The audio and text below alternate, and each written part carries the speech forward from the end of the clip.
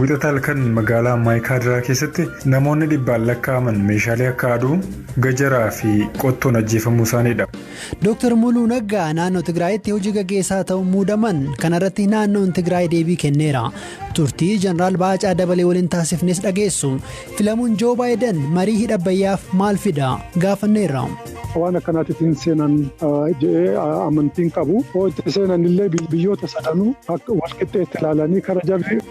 Qondaaltonni filannoo Ameerikaa immoo himannaa Tiraamp balaalleeffataniiru. Kaan dabaladhee ammayyuu taanaa isiniif dhiyeessa. Gabaasni namoonni nagaa hedduu bakka tokkotti Itoophiyaatti ajjeefamanii yoo mirkanaa'e yakka waraanaa ta'uu malaa jedhee dhaabbanni biyyoota gamtoomanii dhaabbatichatti Koomishinarri olaanaa mirga namoomaa Miisheel Baacheelee ajjechaa magaalaa Humaraatti dhiyoo argamtu Maayikaadiraatti raawwate akka qoratamu gaafataniiru. Dhaabbati mirga namoomaa Amnesty International qorannoo gaggeesse jedhan ajjechaan jumlaa tarii namoota dhibbaan lakkaa'aman wanta qara qabuun ajjeefamuu akka hin oolle ibseera. Dhaabbatichatti qorataan gaanfa Afrikaa Fissaa Taqlee waan uumamee dubbatu. ያለ መረጃ የሚያሳየው ሰኞ ሌሊት odeeffannoon qabnu akka agarsiisutti wixata halkan magaalaa Maayikaadiraa keessatti namoonni dhibbaan lakkaa'aman meeshaalee akka aduu, gajaraa fi qottoon ajjeefamuu isaaniidha.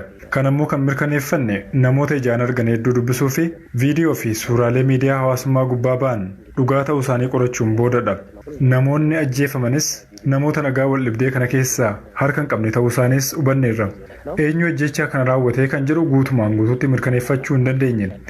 Garuu kan mirkaneeffanne yeroo ajjechaan kun raawwatametti magaalaan Maayikaadiraa to'annoo qaamolee nageenyaa naannoo Tigraay jala akka turtee fi ganama isaa gadhiisanii akka bahanidha. Kanaaf ragaaleen nuti qabnu guutumaan guutuutti ta'uu baatus haleellaa kana kan raawwate humnoota naannoo Tigraay ta'uu isaanii nutti agarsiisa.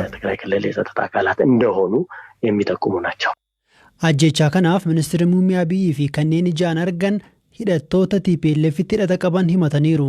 Durataan dhaabichaa Dr. Dabratsiyoon Gabra Mikaa'el immoo bu'uura hin qabu jechuun dubbatan.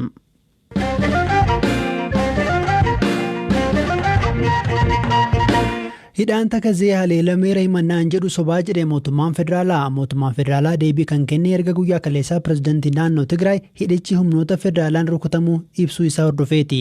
Dabalataan Dr. Dabratsiyoon waldhibdee adeemaa jiruuf furmaani nagaa akka barbaadamu irra deebiin gaafataniiru. Poolisiin federaalaa immoo qondaaltota TPLF fi qondaaltota nageenyaa irratti ajaja hidhaa baasuu ibseera. Firaafolii dhugaasa.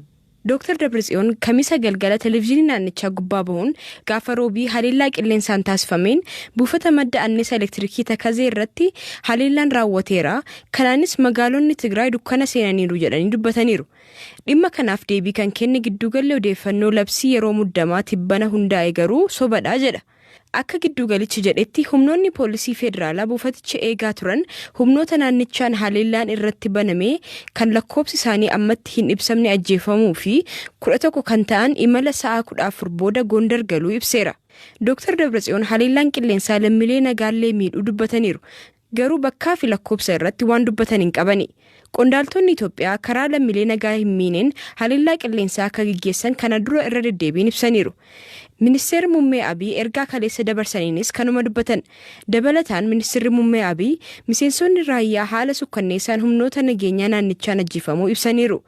Gama kaaniin poolisiin federaalaa kaleessa galgala hooggantoota TPLF 64 fi miseensota waraanaa 32 irratti ajaja hidhaa baasuu poolisiin ibseera. Akka miidiyaaleen biyya keessaa poolisii wabeeffachuun gabaasanitti miseensonni olaanoo TPLF 64 ta'an raayyaa ittisa biyyaa kaabaa irratti haleellaa raawwachuun yakka biyya ganuu raawwataniiru jedhameera. Dhaabi TPLF hidhattoota duraanii ABO bosonatti hafanii fi kaan sassaabuun Tigraay keessatti leenjii kennaa turanis jechuun himateera. Kana dura himannaa akkasii irra deddeebiin mootummaa federaalaa irraa dhiyaachaa tureef hooggantoonni TPLF harka keessaa hin qabnu jechuun deebii kennaa turani. Kamisuma kaleessaa ture manni maree bakka bu'oota uummataa yaa'ii gaggeesseen hooggantoota TPLF miseensa mana marichaa 38 irraa mirga himatamuu dhabuu kan mulqe. Ajajji poolisiis isa booda dhaga'ame. Pirezidaantiin ittaanaa gamtaa Awurooppaa Hoseel Boorelii fi Koomishinarri to'annoo balaa Awurooppaa Jaanes Leenaarchich ibsa waloo baasaniin tarkaanfiin sababa bu'uura godhate haasaan jibbiinsaa fi walhimannaan Itoophiyaa keessa jiruun yaadda'uu isaanii ibsaniiru.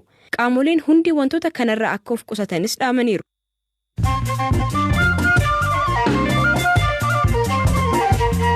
Amma mooduun gaggabaabsee isinitti himaa hooggantoonni filannoo mootummaa federaalaa Ameerikaa filannoon Ameerikaa seenaa Ameerikaa keessatti isa tasgabbaa'aadha jechuun koomii Doonaald Tiraamp filannicha irratti sagaleen hatameera jedhan kufaa godhan. Lammiin Masrii malaammaltummaa fi jireenya gadadoo balaaleffachuuf jechuun addabaabayii magaalaa guddoo Kaayirootti ba'ee ibidda ofitti qabsiise. Ta'us poolisii fi kara deemtonni nama kana baraaraniiru.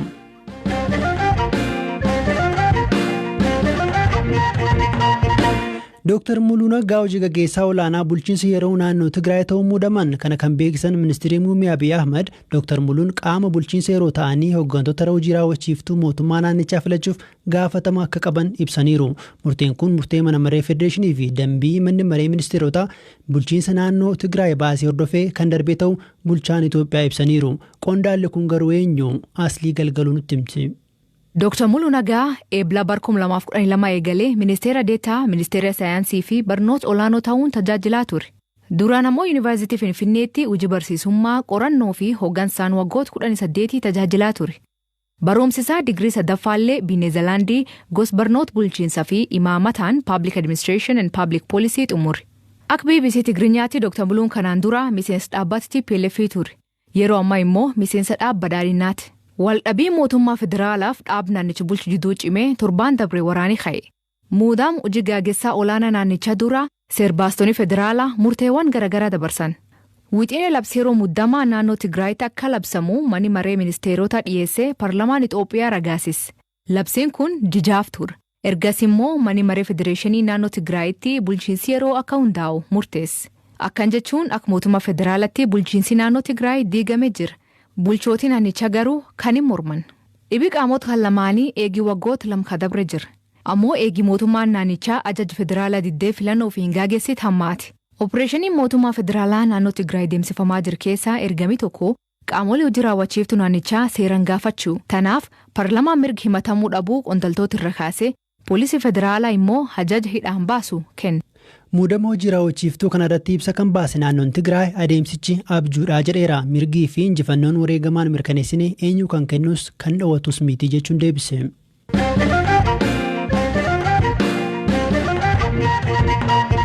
Filannoo Ameerikaa torban darbee taasifameen Joo Baayiden pireezidaant Tiraamp injifachuun waggoota 4 dhufaniif Ameerikaa bulchuuf hiree argataniiru.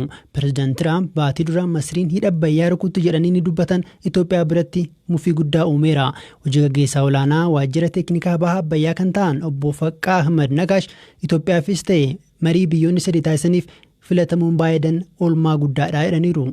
Pireezidaanti Tiraamp pireezidaantoota Ameerikaa keessaa adda jiranii waan isaan dubbataniif waan isaan hundi waan akka qabu miti. Pireezidaanti Tiraamp kaa'uun isaa biyyi Ameerikaa marii biyyoonni kun gochuu jirtu iddoo akka hin seenne waan go'uuf hoo seenanis immoo hundumaa walqixxee'an akka ilaalan waan jara qarqaaruuf biyyootiin dhiyootii kara marii dhufuu wayinum kara walii gadiitti dhufu waan jiru waan hin qabu. Sudaanis karaatti akka deebitu hin beekama. Maaliif Itoophiyaa wajjin mari'an hojjete talay mangistiin Tiraamp deeme waan kana dhiistee akka duritti Itoophiyaa wajjin karaa hojjechuutti kan deebitu natti fakkaata.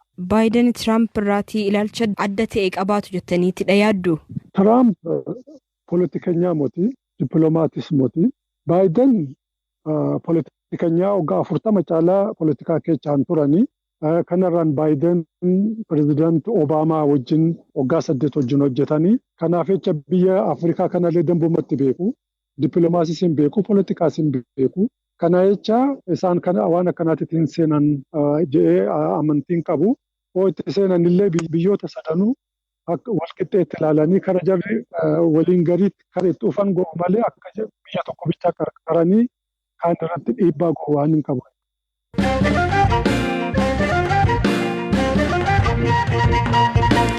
Mootummaan federaalaa naannoon Tigraay buufata raayyaa irratti haleellaa raawwate jechuun erga lola seenanii torban tokko darbeera.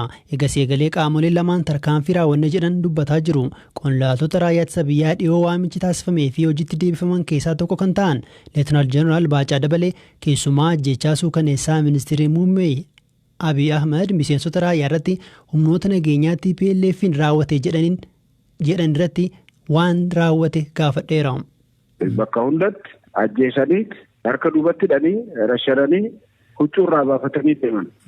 Namoota hangam fakkeenyaaf guyyaa dheengaddaa naannoo Shiraarotitti ijoollee haga 7 kan argine achi kanan dhaga'ee poolisii federaalitis naannoo tokkotti akkas godhanii jiru. Nutu argaa dhabe malee bakka isaan nama keenya qabanitti bakka hunda akkas godhan. Waraana keenya bakka qabanitti hunda. Ajajaan itti aanaa kan izii kaaba ammeessa jiru odeeffannoo isin qabdaniin. Inni haga ammaatitti bakkee jiru hin beekamu ammoo lolee wareegamuun yaada jedhu qaba. Kun properly ilaalamuu qaba maatii isaaniitiif gaarii miti. Jeneraalli tokko callisee akkan kennatu keessattuu namni akkasaa.